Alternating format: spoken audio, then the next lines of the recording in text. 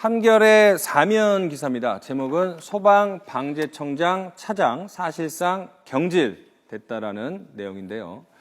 이 신설 국가안전처 통합을 앞두고 소방관들이 집단 반발을 했습니다.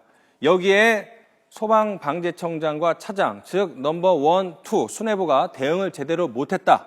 그래서 청와대가 문책성으로 경질을 했다라는 보도입니다. 그러니까 형식상으로는 청장이 사퇴를 하고 차장은 명예퇴직을 신청을 했지만 속내를 보면 경질을 한 것이다. 뭐 이런 얘기가 있는데, 자 교수님, 이 사실상 경질, 이 공무원의 수장인데 이거 경질, 이거 어떻게 받아들여야 될까요? 그러니까 뭐 어떤 측면에서 본다면 그 정부와 여당과 다른 소리를 내는 고위 공무원들을 사실 가차없이 좀 표현하면 잘라버린 것이다. 뭐 이렇게 뭐 얘기를 할 수밖에 없는 것인데요. 근데 지금 뭐 청장과 차장의 입장에서는 어쨌든 이 조직이 지금 뭐 통폐합되는 입장에서 어쨌든 직을 뭐 잃으면서 조직의 어떤 수건 사업을 얘기한 것은 상당한 타당한 설명이 있는 것 같고요. 사실은 이제 그 소방기본법을 박근혜 대통령이 의원 시절인 2009년에도 사실은 이제 그 개정안을 얘기를 하셨었죠.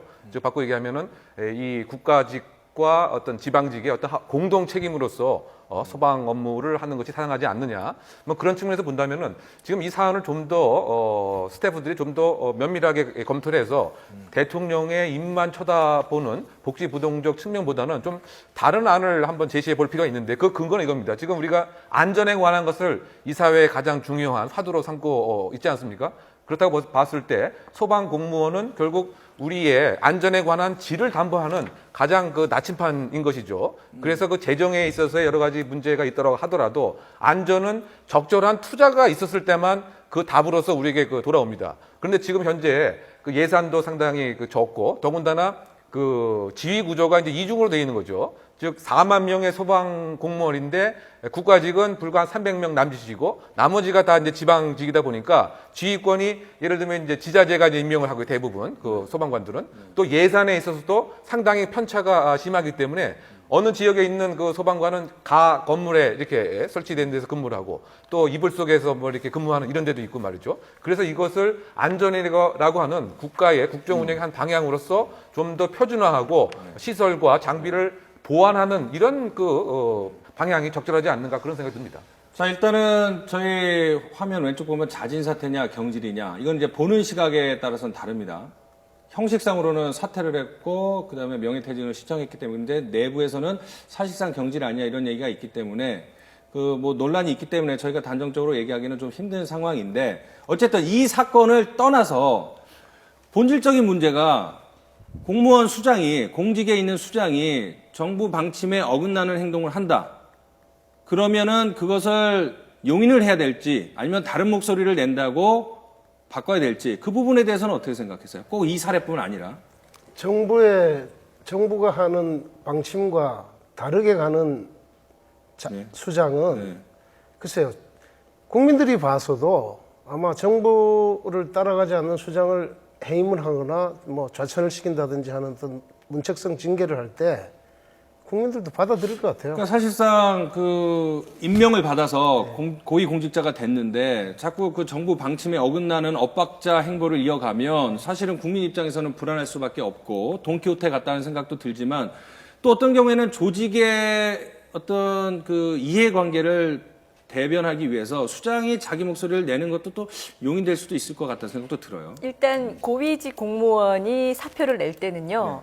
정말 더 좋은 자리에 가거나 아니면 국회의원 같은 선출직에 나가기 위해서가 아니면 사실상 외적인 이유로 인해서 사표를 낸다고 봐야 되기 때문에 지금 같은 경우에 이 방재청장과 차장의 사표는 경질성이 짙을 수밖에 없죠. 일단 그렇게 보이고요. 다만 이분들이 이제 국가의 지금 방침이 이 소방방재청을 국가안전처로 넣겠다는 건데 거기에 대한 반발에 대해서는 저는 두 가지로 나눠서 좀 봤으면 하는 게, 이분들이 반발을 하는 이유가 공익보다는 사적인 이익 내지는 이 조직의 생리라든지 조직의 이해관계 때문이라면 저는 그 수장인 우리 대통령이 이분들과 함께 갈 수 없다라고 판단하는 게 맞다고 봅니다. 하지만 그게 아니라 이분들이 이 조직에 있으면서 전문성과 전문적인 지식을 가지고 이 조직의 상황을 너무나 잘 알아서 진짜 소방방재청이 잘 되기 위해서 바른 소리를 한 것이라면 그 부분에 대해서는 또 한번 경청을 해볼 필요는 있다고 생각하거든요.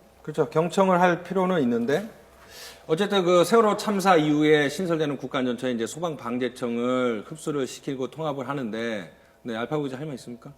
저 할 말이 좀 있는데요. 방금 전에 얘기가 나왔잖아요. 공직수장하고 정부가 어긋날 때는 그 공직수장을 해임시켜야 되냐.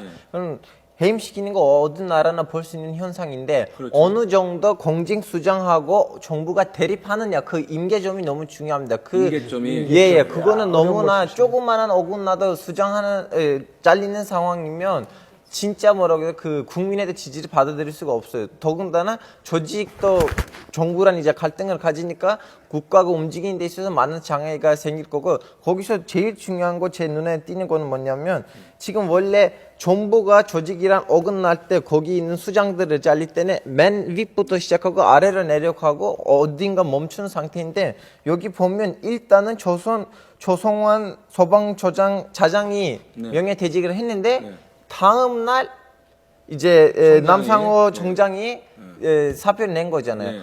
거기서 좀 약간 원래 길보다 다른 길이 나와 있는 건데 뭔가 의심스럽고 뭔가 좀 더 까야 되는 우리도 모르는 뭔가 있는 것 같다고 생각합니다. 근데 결국 이제 이게 저는 이게 생각합니다. 다른 목소리와 어떤 비난과 어떤 생각, 비판을 할 수 있는 그런 문화가 이제 형성되어 있지 않으면 그야말로 우리가 지금 조금 전에 얘기했던 국내에서의 침묵이 금이다. 이제 이런 식으로 이제 돼버리죠. 그러니까 지금 그러면 창조성과 새로운 어떤 정책 구상도 결국은 한계, 봉쇄가 되고 그야말로 제일 높은 국정운영 책임자 대통령의 입만 바라보면서 모든 것을 오케이 사인이 있을 때만 결국은 일을 하게 되는 이른바 복지부동의 문화로 창골되기 때문에 이것에 대한 부메랑의 어떤 악영향은 국민한테 돌아옵니다. 즉 알아서 일을 처리해 주는 것이 아니고 지침이 있을 때 위에 상사가 오케이 했을 때 그러니까 움직이지 않는 것이죠. 그래서 그 문화를 적어도 자기의 얘기를 할 수가 있고 뭐 창의적인 발상을 할 수가 있고 그래서 지금 공무원에 있어서의 어떤 뭐 규제 개혁을 지금 보장을 한다. 감사원 관련된 법을 바꾸어서 즉 일정한 일을 하다가 새로운 일을 하다가 책임지는 것에 대해서는 묻지 않겠다. 이런 맥과도 우리가 같이 봐야 되지 않나 그런 생각 듭니다. 자, 알겠습니다.